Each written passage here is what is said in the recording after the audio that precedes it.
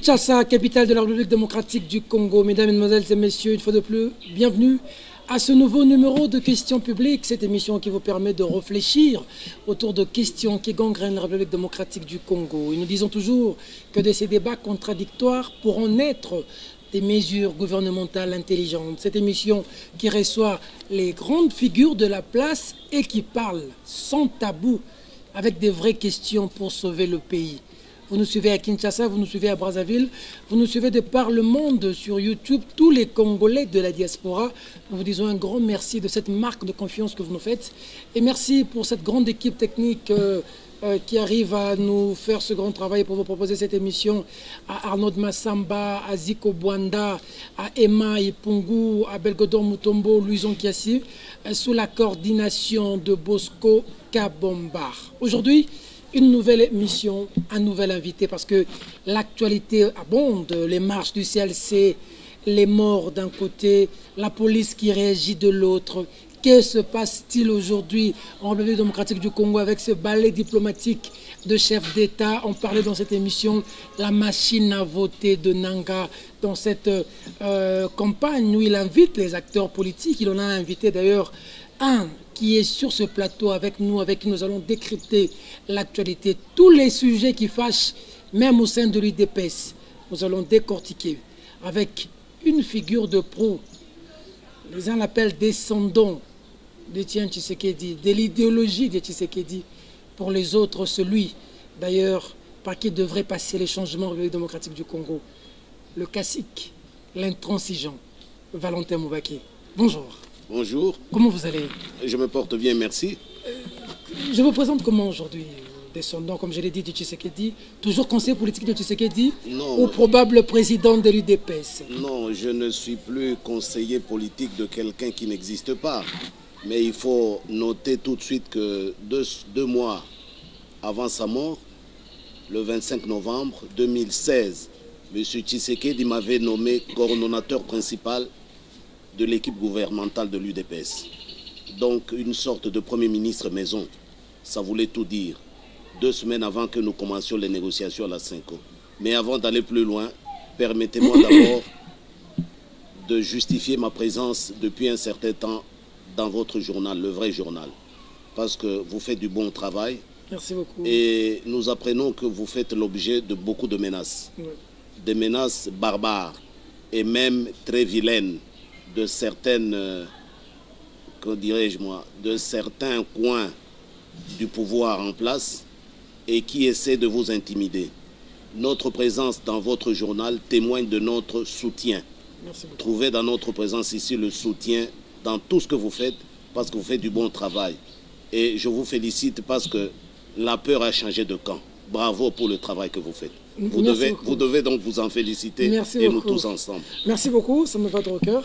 Alors, s'agissant de votre question, eh bien, nous sommes bien sûr les descendants idéologiques de M. Tshisekedi et nous en sommes fiers, puisque passer presque 3 décennies aux côtés d'un grand homme comme Tshisekedi et bénéficier sans discontinuité de sa confiance, ça veut dire que vous valez quelque chose de très grand.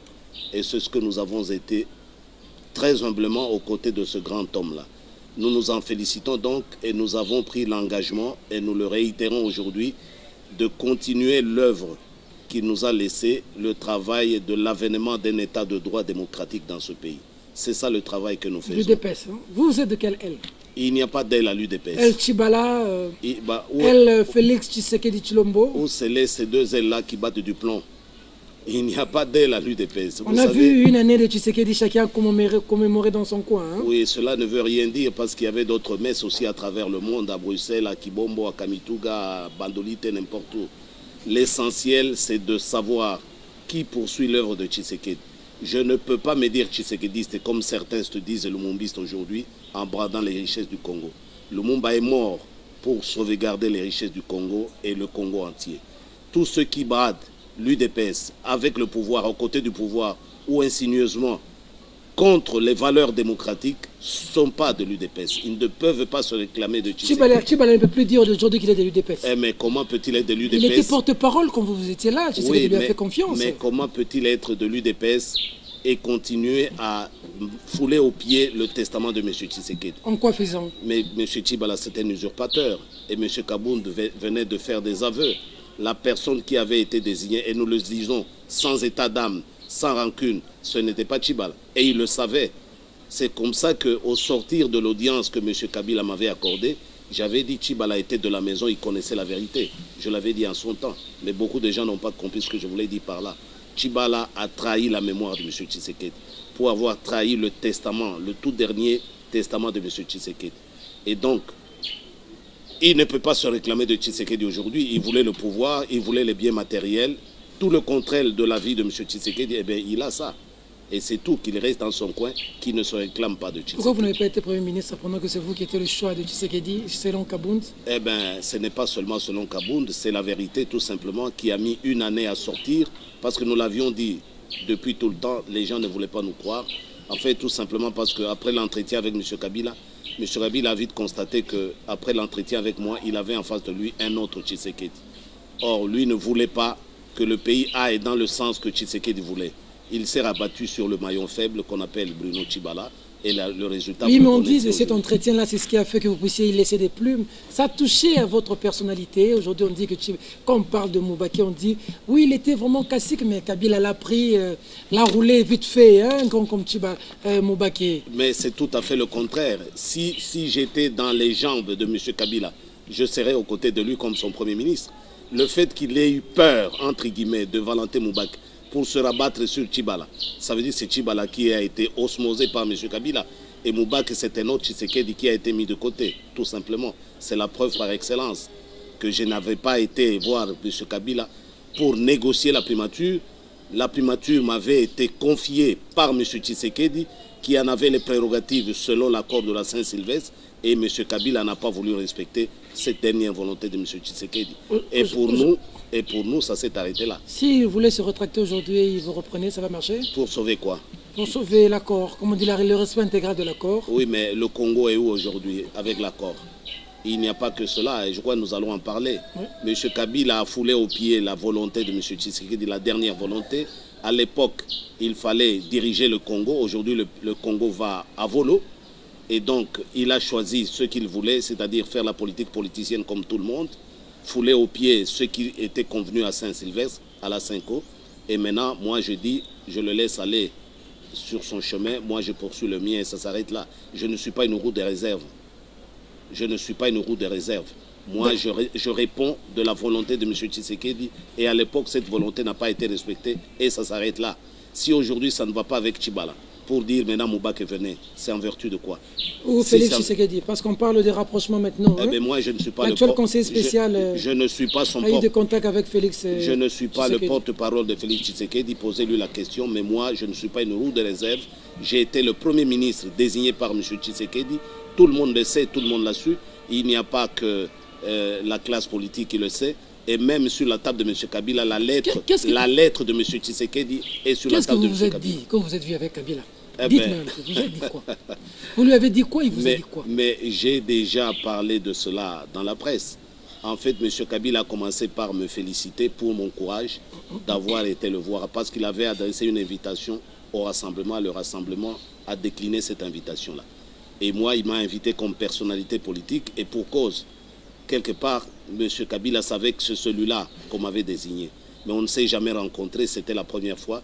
Il voulait donc savoir à qui il a affaire, je suppose. Et d'entrée de jeu, il me demande s'il peut me consulter sur 2 questions et faisant l'objet du dossier que les évêques lui avaient transmis. Ces 2 questions, c'était la primature d'une part et le Cinsa de l'autre. J'ai acquiescé qu'il me consulte, qu'il me pose des questions. Et sur la primature, je lui ai raconté le contexte dans lequel M. Tshisekedi m'a désigné Premier ministre. J'ai commencé par expliquer à M. Kabila que je ne voulais pas de négociations avec Kabila. Tshisekedi m'avait convaincu après le dernier passage de Periello en novembre. Et suite à cette conviction-là, il m'a demandé d'accepter d'aller à la Cinco négocier avec M. Kabila. J'ai expliqué tout cela à M. Kabila. Comment, après avoir signé, M. Tshisekedi m'avait invité pour me désigner Premier ministre. Comment il a communiqué cela au cacique du rassemblement. Tout ça, je lui ai dit.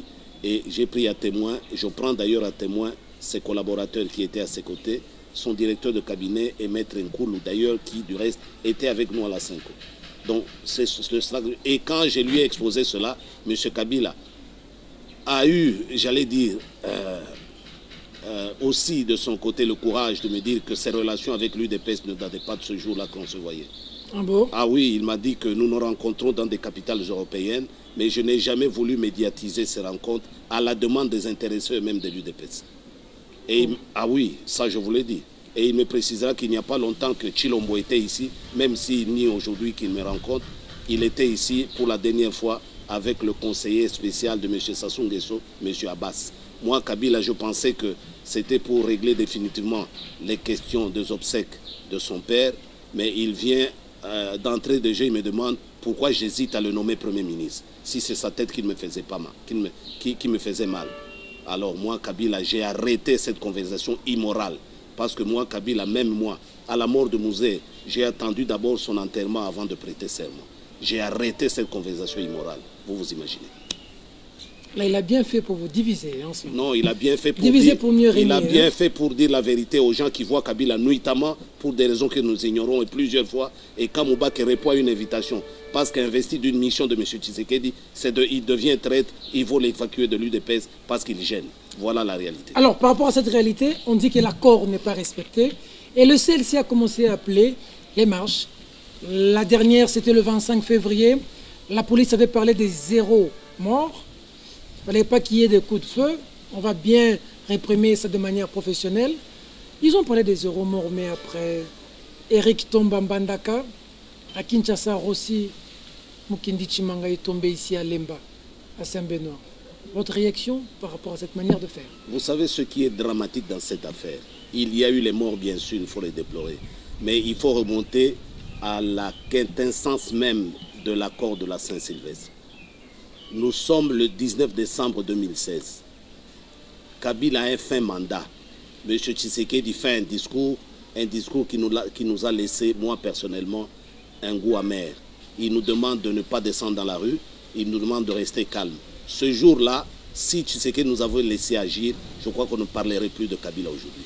En fait, 2 jours plus tard, je verrai le président Tshisekedi me dira, Valentin, nous n'allons pas mettre le pays à feu et à sang. 1 an, aller négocier avec Kabila, ce n'est pas la mer à boire. Nous sauvons l'essentiel, mais nous allons l'éloigner de la gestion du pouvoir d'État. C'est ce que nous allons obtenir. Et donc, M. Tshisekedi a sauvé, il est venu à la rescousse du pays tout entier. Et voilà comment on les récompense. Je me demande même si M. Tshisekedi était vivant, est-ce que ce à quoi nous assistons arriverait dans ce pays? Je dis non. Et je peux même pousser heureusement plus loin. La mort de Tshisekedi n'est pas liée à cela. Parce que son existence aujourd'hui n'aurait pas permis cela. Donc il fallait donc que M. Tshisekedi soit absent de ce monde. Vous approuvez la théorie du complot sur la mort de Tshisekedi? Ben, à qui profite le crime? Tshisekedi n'est pas mort d'une embolie pulmonaire. Ah, mais on nous apprend qu'il n'est même pas mort par une anesthésie générale. Nous apprenons ça, les langues commencent à se délier. Ah comment, bon? ah oui, comment Tshisekedi est-il mort? On doit nous expliquer les circonstances dans lesquelles M. Tshisekedi est mort. M. Tshisekedi, c'est un patrimoine national. Nous devons savoir comment il est mort. Et les révélations de Michik que tout le monde commence à oublier redeviennent à la surface et ont leur pesant d'or en la matière. Il a dit que Tshisekedi est parti, il ne reviendra plus. Eh bien, c'est ça, il avait confirmé. Ce n'était pas un lapsus lingue. Il a confirmé ce qu'il disait. Il a même dit, je vous prends à témoin et je vous lance un défi. Il avait dit ça. Donc, il était certain de ce qu'il disait. Il avait la certitude de ses propos. Donc, voilà. Donc, Tshisekedi a été tué. Tshisekedi n'est pas mort pour rien. Il a été tué par qui? À qui profite le crime? C'est la première question que le commissaire de police qui enquête sur un cadavre pose. Pour savoir, l'auteur de ce crime-là doit avoir eu un intérêt direct avec cette mort-là. C'est qui selon vous? Ah, mais regardez comment le pays marche. Et ce ne serait pas un seul centre d'intérêt ou une seule personne. C'est une coalition des gens qui profitent de la mort, de la disparition du président Tshisekedi. Et les choses sont claires aujourd'hui. Soit près de lui, soit loin de lui. Alors, Rossi Mukendi tombe. Votre analyse par rapport à cette situation? Rossi Mukendi tombe et d'autres tomberont parce qu'il paraît qu'il y a d'autres marches qui sont programmées. Tout cela veut dire quoi? Le schéma que Tshisekedi avait proposé au pays pour sauver le pays, M. Kabila n'en veut pas, tout simplement. Et nous, à l'époque, nous avions déjà dit que l'accord n'existe pas. On ne nous a pas donné raison, on ne nous a pas suivis. Cet accord n'existe pas. À partir du moment où M. Kabila a initié un arrangement particulier, taillé sur sa mesure, c'est-à-dire qui n'a pas été négocié et conclu, dans les mêmes conditions de forme et de fond qui ont prévalu à la négociation de la première partie signée le 31 décembre, ça veut dire que la deuxième partie n'étant pas là pour être adjointe à la première partie, cet accord n'existait pas. L'arrangement particulier, ce n'était pas un avenant à ce que nous avions signé. Ce n'était pas un addendum à ce que nous avions signé. Et les juristes savent ce que ça veut dire. Tout simplement, ça veut dire que ce que nous avions signé le 31 décembre, c'est un pied, il manque un autre pied qu'on appelle arrangement particulier. Et dans ces conditions, l'affaire n'est pas accomplie. Il n'y a pas d'accord juridiquement parlant. Maintenant qu'il n'y a pas d'accord. Et pendant qu'il n'y a pas d'accord, il faut trouver autre chose. Trouver quoi? Pour cela un troisième dialogue? Non, surtout pas, parce que le dialogue a eu lieu, il y a eu un accord. C'est la raison pour laquelle je soutiens à 100% les propos du cardinal Mosengo. Le cardinal Mosengo ne nous dit pas qu'il faut marcher pour appliquer l'accord, tel que la Cinco le dit. Le cardinal Mosengo dit nous marchons pour que les médiocres dégagent. Il n'y a pas de dialogue, il n'y a plus d'entente possible. Et c'est cela notre position. Mais les médiocres vont dégager comment? Ils ont des kalachnikovs, ils ont des lacrymogènes, ils tuent. Oui, ils tuent, ils tirent sur des chrétiens. Oui, ils ont la gâchette facile. Oui, ils tirent sur les chrétiens, ils ont la gâchette facile. Mais croyez-moi, il y a eu pire qu'eux qui ont tué de par l'histoire de l'humanité. Même l'histoire récente de l'Afrique. Ils sont partis. Ils finiront par partir. Quand vous voyez tous ces chefs d'État qui défilent au Congo, ce n'est pas parce que ce pouvoir, comme je l'ai lu quelque part, n'est pas isolé. Non. Quand vous voyez un malade couché dans un hôpital et que des médecins commencent à se relayer à son chevet, dites-vous bien que le diagnostic vital est déjà engagé, est déjà entamé. Il y a une mort qui est déjà là, imminente. C'est ça le Congo.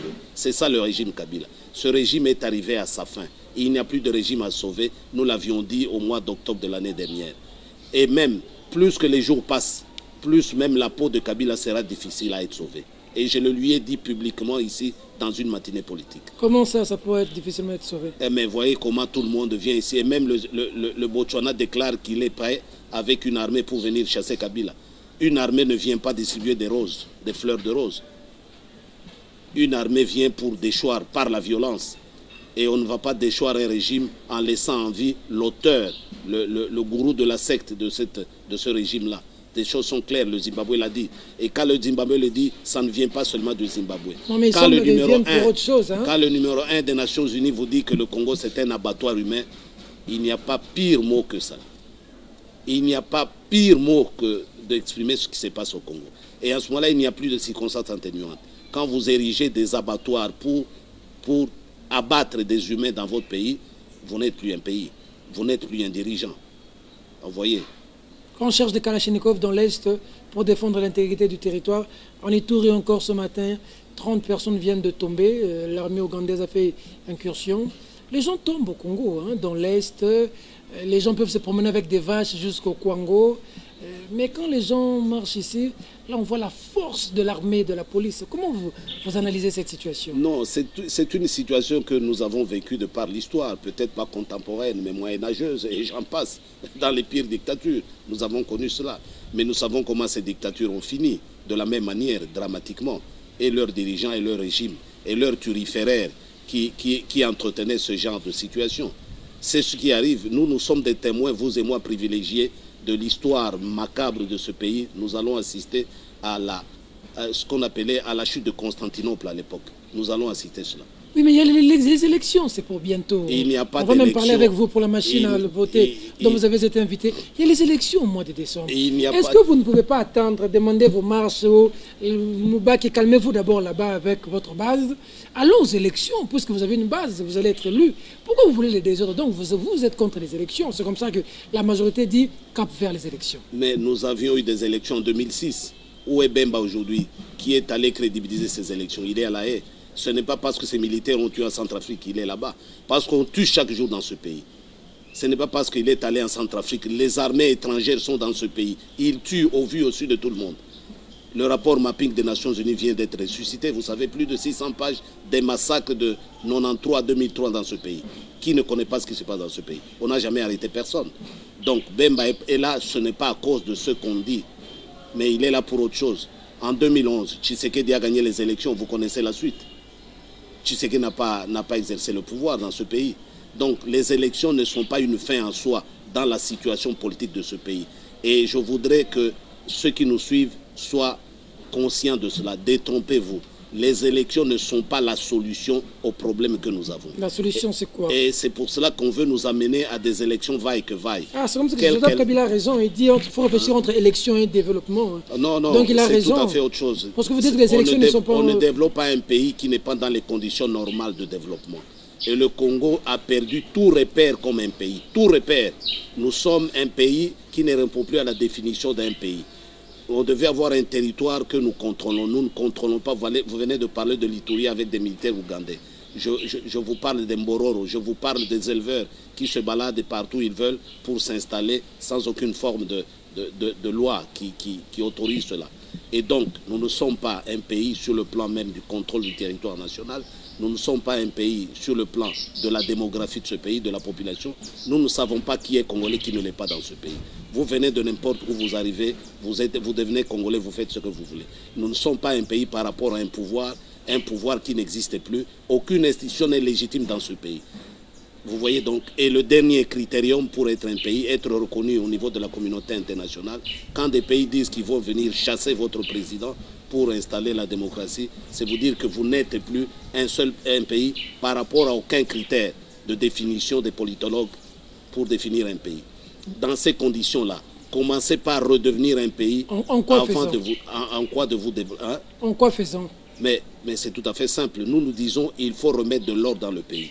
Les médiocres doivent dégager, comme l'a si bien dit le cardinal. Mais ils partiront comment? Ils vont partir, je vous prends... Le pouvoir, ça s'arrache. Oui, oui, mais nous sommes en train... Kabila, c'est surarmé. Hein? Oui, ce n'est pas cette armée-là... C'est pas parce que Moubaki a dit 20 personnes, il va chasser Kabila. Ce n'est pas cette armée-là qui va tuer 80 millions de Congolais. Elle va tuer une dizaine Encore qu'il faudrait savoir que si vous avez 80 millions, parce que la majorité présidentielle est majoritaire, donc elle est majoritaire en elle a la majorité de la population. Elle est majoritaire dans les couleurs des bérets rouges. On a vu les bérets rouges qui sont partis. Et ça s'arrête là. Et je ne parle même pas de ce que nous voyons, de ce comportement privé soit-il, comment ces gens-là vivent leur vie, et quel modèle peuvent-ils donner aux Congolais, à leurs enfants, par exemple, qui ont vu ces images-là. Avec tous ces modèles-là, biaisés et noircis. Je ne sais pas quelle image ils vont donner. Donc ça veut dire que ce combat multiforme est en train de produire des résultats. M. Kabila et son régime ne vont pas tuer 80 millions de Congolais. Nous avons déjà l'indignation au niveau mondial et c'est déjà beaucoup. Nous n'avons jamais atteint le niveau actuel de dédain, je pèse mes mots, et de répulsion d'un régime par sa population. On n'a jamais vu ça. Partout au Congo, je dis bien partout au Congo, il n'y a pas un seul endroit où on voit des gens librement applaudir ce régime. Aucun endroit. Et donc, un régime comme celui-là est voué à la disparition. Et ça ne peut plus durer longtemps. C'est pour bientôt. Et M. Peter, faites-moi confiance. Est-ce qu'un cardinal doit prendre un camp de Moubaki et dire qu'il faut chasser les médiocres? Une église et un cardinal doivent être pour tout le monde. Mais oui, il n'a pas dit qu'il était contre qui que ce soit. Mais il doit aussi, dans le cadre de la mission prophétique de l'Église catholique, dire la vérité, protéger le peuple de Dieu. C'est un berger.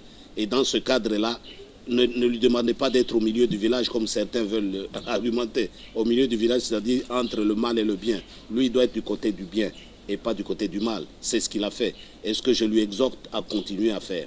Je lui demande de continuer à le faire sans désemparer et sans discontinuité. On vous a invité à la CENI pour aller... On a vu le président de la CENI inviter l'UDPS, le MLC, l'UNC, tout le monde est passé. Comme personnalité politique, on vous a invité. Vous allez partir? J'ai reçu une invitation hier le 2 mars, tard le soir, qu'on est venu me remettre ici pour une invitation prévue pour mardi à 14h.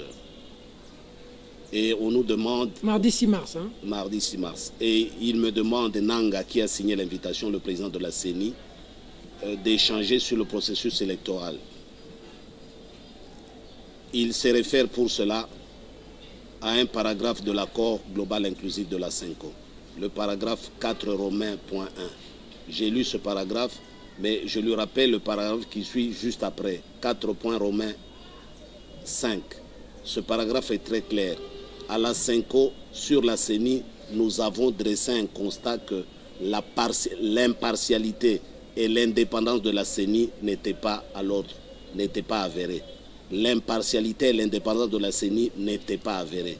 Et donc la confiance entre la CENI et les différents compétiteurs politiques n'était pas avérée, n'était pas acquise, la confiance. Je cite les mots de cette disposition-là. Voilà le dispositif qui argumente. Et nous disons alors, pour regagner cette confiance-là, entre la CENI et les différents compétiteurs politiques, la CENI doit être redynamisée dans les plus brefs délais. Nous sommes le 31 décembre 2016, oui, dans les plus brefs délais. Et cette redynamisation doit concerner aussi bien les structures, suivez-moi, de la CENI que son fonctionnement et même le renforcement de sa capacité interne pour une bonne gestion et la transparence dans les opérations préélectorales et électorales. Un peu plus haut, nous avions dit qu'il fallait diligenter un audit externe sur la gestion de la CENI. Vous vous rappelez, des banques de la place ici avaient détourné... Ah ben c'est vous qui le citez. J'ai l'information. Pour pouvoir détourner les fonds de la CENI. Tout ce que nous avons demandé sur la CENI dans l'accord n'a jamais été respecté. Donc la CENI doit commencer par le point de commencement, sa redynamisation, parce qu'elle n'inspire pas confiance. Avant d'éviter les gens de faire du folklore n'importe quoi. Et Moubarak ne peut pas aller à la CENI qui, dans sa configuration actuelle, par rapport à l'accord, n'est pas dans des conditions satisfaisantes. Vous refusez de partir? Je refuse d'y aller aussi longtemps que la CENI va demeurer dans la configuration actuelle qui ne correspond pas à ce que l'accord a exigé. Vous n'auriez pas dû partir et puis poser les problèmes là-bas et pour revenir? Quel est le problème là? C'est toujours ça qu'on dit de nous. De la même manière que vous êtes parti voir Kabila. Vous voyez aussi Nanga, oui, peut-être qu'il va vous entendre comme Kabila vous a entendu. Moi j'ai été voir Kabila parce qu'investi d'une mission de Tshisekedi. Je n'ai pas été investi par Tshisekedi pour aller voir Nanga. J'étais à la... Maintenant que Tshisekedi est mort. Mais la Senko, nous avons un accord. Nous avons un accord. La CENI a cet accord. Nanga, avec sa CENI, était à la Senko. Et nous lui avons parlé. Et il a lu l'accord, ce que nous avons exigé. Et Nanga le sait, que Nanga ne travaille pas dans une bonne harmonie avec les désidératas de la population. Et tant qu'il en sera ainsi, par rapport à ce que nous avions exigé, vous savez l'arrangement particulier, l'accord, on parle de dissipation politique, mais ça fait partie aussi de ces grandes mesures de dissipation politique. Comment vais-je aller moi aux élections quand ces élections sont confisquées par un bord politique? Nous écrivons dans l'accord qu'il n'y a pas confiance entre la CENI et les différents compétiteurs politiques. Nous écrivons dans l'accord, et les gens de la majorité étaient là, ils ont signé. Nous écrivons dans l'accord que la CENI n'est pas impartiale, la CENI n'est pas indépendante. Dans l'accord, vous imaginez. Et aujourd'hui, je vais moi me balader, aller voir Nanga pour lui dire quoi? Qu'il dégage, tout simplement. Qu'est-ce qu'il va me montrer? La machine, me convainc que la machine a voté. La machine a voté. Mais les fabricants de ces machines ont émis des réserves, pour ne pas dire ils ont rejeté ces machines. Quand la superpuissance technologique de ce monde nous recommande de ne pas utiliser cette machine, ça veut dire quoi? Les États-Unis d'Amérique. Eh ben, pour ne pas la citer. Pour ne pas les citer. C'est le rejet. Et à partir de ce moment-là, on nous dit non, s'il n'y a pas machine, il n'y a pas élection. Eh bien, vous allez disparaître avec votre... Il n'y a pas élection s'il n'y a pas de machine par rapport au... Eh bien, il n'y aura pas de machine. On va voir qui va triompher entre la population. Rossi disait, le peuple gagne toujours. Et c'est le moment... Oui, c'est le moment de le paraphraser. Le peuple ne perdra pas ce combat. Et d'autre part, on nous dit, eh bien, il faut demander l'expertise telle que la Senko l'a demandé. Et là, je regrette beaucoup. On ne peut pas expertiser 50 000, 60 000 machines. Certifier ces machines. Mais les certifier comment? Parce qu'il y avait 60 000 bureaux de vote la fois dernière. D'en fait donc 60 000 machines. Vous allez les expertiser comment? 60 000 machines. L'expertise en pareille circonstance procède à l'échantillonnage. M. Nanga et M. Kabila vont vous donner une centaine de machines qu'ils vont faire fabriquer selon les normes. Et après, ils vont passer commande de 49 000 autres machines truquées. Et vous allez devenir ridicule à ce moment-là. L'échantillonnage n'est pas la solution ici, c'est le rejet. Et j'ajoute un autre argument.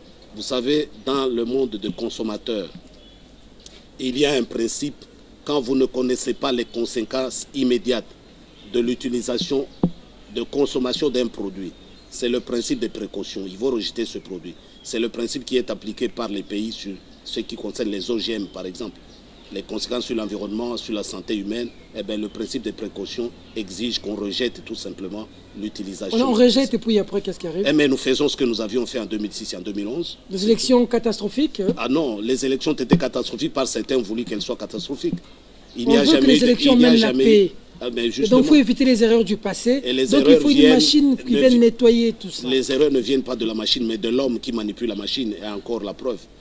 Le cardinal, à l'époque, déjà en 2011, vous disait les résultats qui étaient publiés 3 jours après le début de la publication. Ces résultats n'étaient ni la vérité ni la justice. Ni conformes à la vérité et à la justice. Ni conformes à la vérité ni à la justice. Et nous le savions, nous le savions. Il a commencé avec Kabila depuis longtemps, hein, le cardinal. Non, ce n'est pas depuis seulement là-bas. Il a commencé même avec Mobutu. Moi, j'étais son rapporteur pendant 5 ans. Le rapporteur du Haut Conseil de la République issu de la CNS. J'étais avec Monsengo. Le complot a commencé depuis longtemps. Nous étions 5 personnes. Pour vous rafraîchir la mémoire, le cardinal Monsengo, Papa Iléo, paix à son âme, Lutundu La Apala, Kinké, la paix à son âme, et Valentin Moubake. Et dans notre constitution de l'époque, tous les documents pour être valables qui sortaient de ce parlement-là, selon notre règlement intérieur, devaient être signés par Monsengo et Moubake. Et j'ai fait ça pendant 5 ans aux côtés du cardinal Monsengo, aujourd'hui Monseigneur à l'époque. Donc il n'a pas commencé aujourd'hui. Je sais comment il a mené son combat. Vous voulez pas vous rejeter. Je lui demande de tenir bon. D'accord. Vous ne voulez pas vous rejeter après. Il n'y a pas d'élection. Qu'est-ce qui arrive? Qui devient président?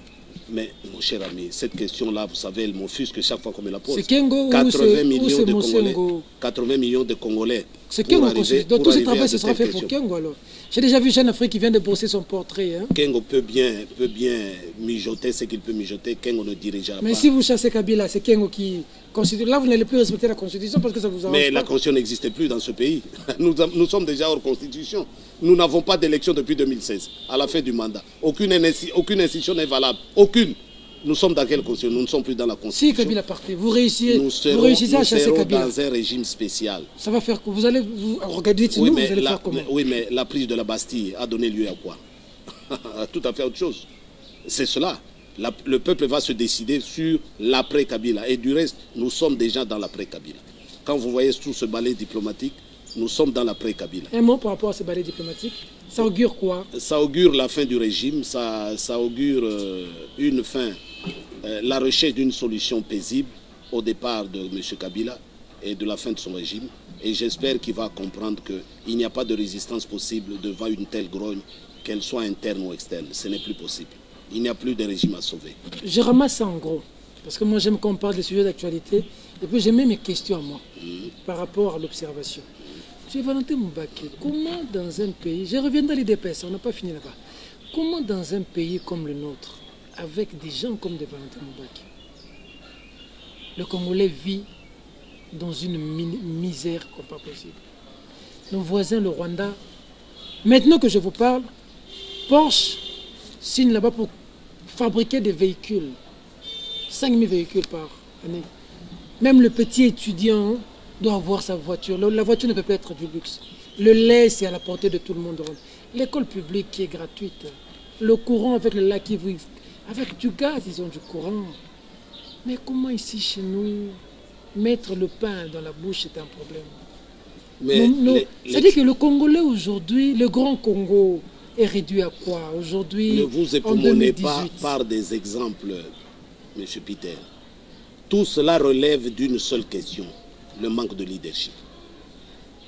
Le manque de leadership. Le Congo n'est pas dirigé.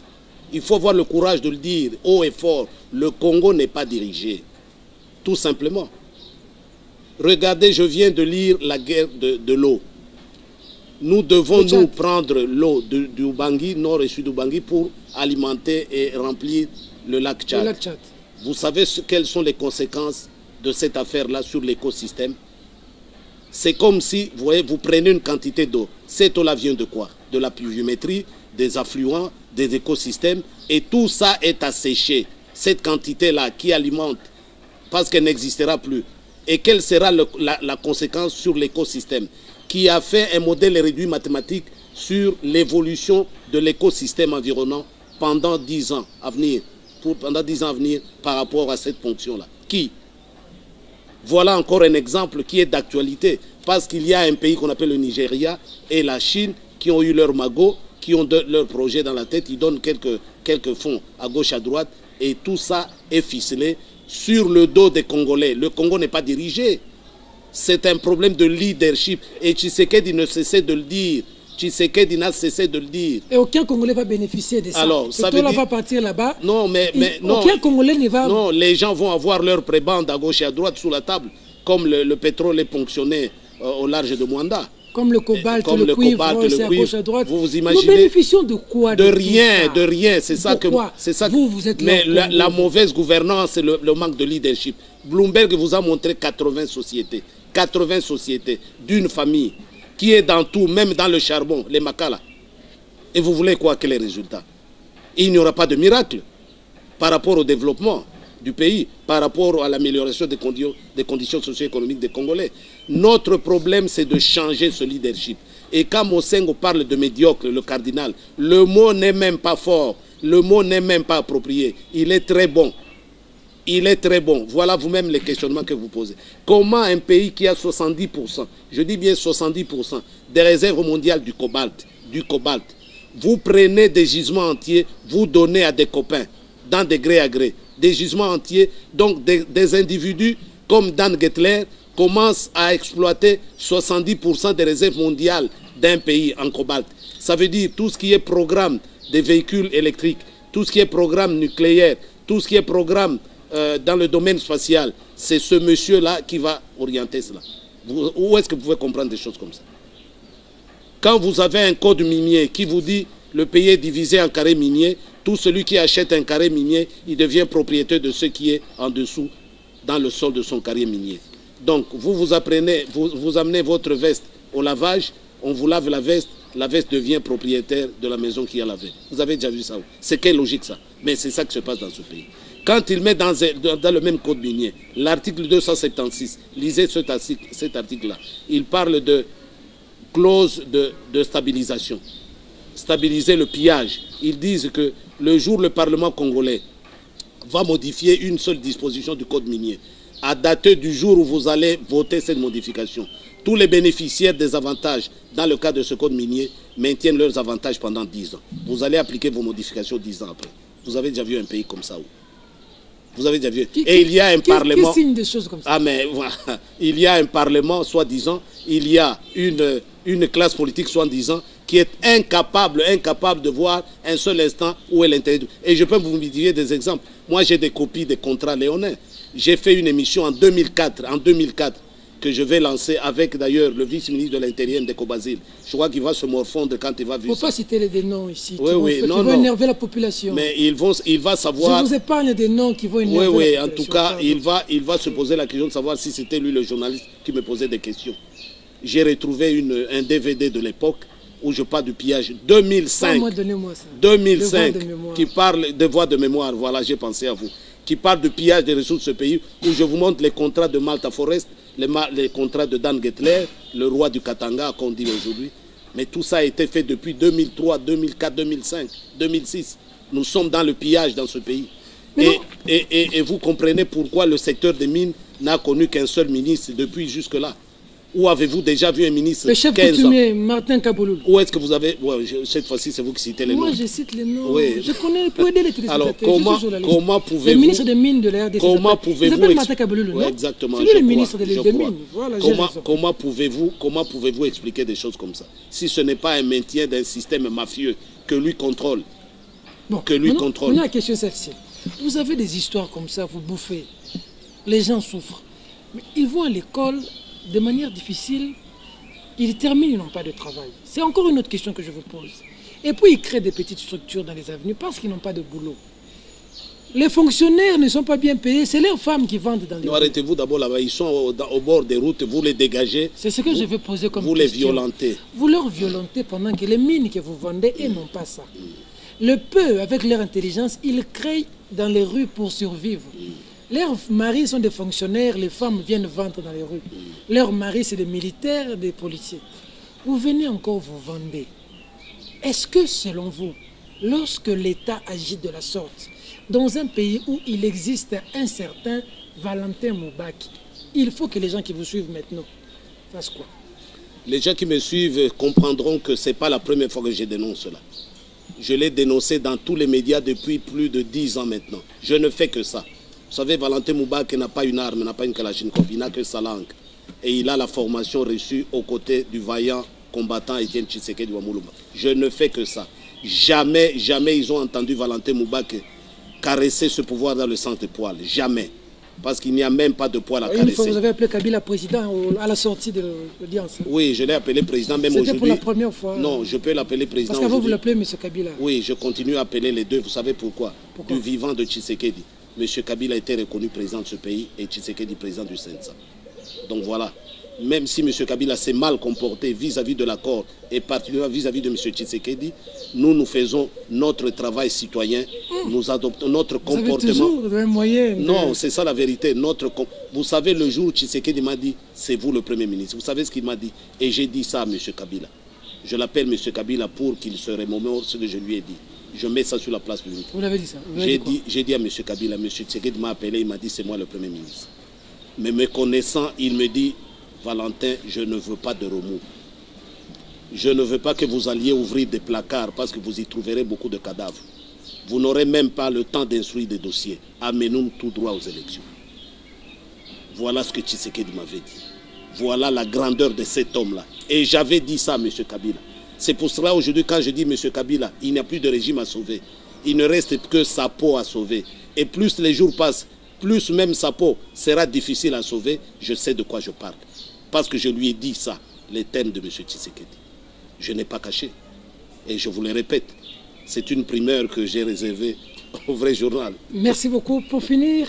Et donc, pour revenir à ce régime qui chasse même les riverains qui essaient de survivre, ça traduit la méchanceté de ce régime. Bon, Kabila a voulu transformer, il ne vous a pas transformé. Pendant que lui se battait pour la Constitution, vous étiez tous dans les bars. Oui. La méchanceté de ce régime qui tient à une seule chose, piller le Congo et s'enrichir, et tout le reste ne le concerne pas. C'est ça justement. Et nous, je dis à quelque chose, malheur est bon. La souffrance que les Congolais endurent, aucun pays au monde n'a atteint ce niveau de souffrance. Ça veut dire qu'il fallait aussi que les Congolais vivent cela pour qu'ils se réalisent leur responsabilité dans la débâcle de ce pays. Parce qu'on n'a que de régime que l'on mérite, disait un philosophe. Nous avons mérité cela. Nous avons passé notre temps... Nous avons mérité ces médiocres. Nous avons mérité ces médiocres parce que nous avons passé notre temps à boire et à danser. Chaque jour qu'il y a un match au Stade des Martyrs, regardez comment les gens vont là-bas. Mais convoquer un débat à la télévision, ils cherchent là où est la musique, là où on va boire, là où on va danser. Ça veut dire les Congolais, c'est la bière, les femmes, les voitures. Voilà. Donc ça veut dire qu'il fallait que nous soyons au creux de la vague pour comprendre que nous sommes en train d'être broyés. Et je crois que la relève qui est pour bientôt, selon moi, va balayer tout cela et va constituer la renaissance de ce pays, le Congo. Mais encore une fois, ce ne sont pas les élections qui vont nous remettre sur pied. C'est quoi? Nous devons remettre le Congo sur les rails. Quand nous chassons les médiocres, nous reprenons les choses en main, nous arrangeons tout. Vous ne connaissez même pas qui est Congolais, vous ne connaissez même pas qui contrôle vos frontières, vous ne connaissez même pas quelles sont vos autorités parce qu'il n'y a plus d'institutions. Il faut remettre tout cela en place. Et ça prendra le temps que ça prendra. Demain, nous ne voulons pas que des gens viennent nous dire ici, oh non, droit de l'homme, vous devez aller aux élections pour avoir quoi? Tshisekedi vous a dit de ne pas aller aux élections en 2006. Parce que tout ce que nous avions convenu à Sun City, le 1+4 a refusé ça. Le recensement de la population, l'identification de nationaux, la pacification du pays, la construction d'une armée républicaine. De tout cela, rien n'a été fait. Et voilà le résultat. Et voilà le résultat. Nous qui étions avec Tshisekedi, nous allons crier haut et fort que nous ne voulons plus des raccourcis. Le monde, la nature, disait le cardinal Mosengo à la CNS. La nature n'est pas faite des enjambées. Quand un enfant naît, cet enfant commence par s'asseoir avant de ramper, se mettre debout et plus tard commencer à courir. Nous devons respecter les étapes obligées de la nature. Et ici, chez nous, nous avons voulu faire et nous voulons utiliser la jurisprudence qui a eu lieu au parti en 94, Bondeko, qui a sorti 4 personnalités. En fait, c'était 4 ambitions qui se disputaient la présidence à l'époque. Kibasa, Liaou, Mbwankem et Tshisekedi. Kibasa représentait les Swahiliphones, Tshisekedi représentait les Kasaïens, Mbwankem représentait les Né-Congo et Liaou les Lingalaphones. Utilisons la même formule. Je souhaite que Félix soit l'homme de l'espace kassaïen au directoire. Je souhaite que Moubaki soit l'homme de l'espace swahiliphone au directoire. Les Né-Congo vont nous donner quelqu'un aussi, et les Lingalaphones, et nous allons construire ce directoire. Nous allons gérer ensemble, dans l'unité, nos ambitions dans l'intérêt supérieur de l'UDPS et de la nation congolaise. C'est possible. C'est possible à cette condition-là. Valentin Moubaké, merci. C'est moi qui vous remercie. C'était Valentin Moubaké dans ses œuvres. Mesdames, Mesdemoiselles et Messieurs, cette émission est terminée. Au revoir.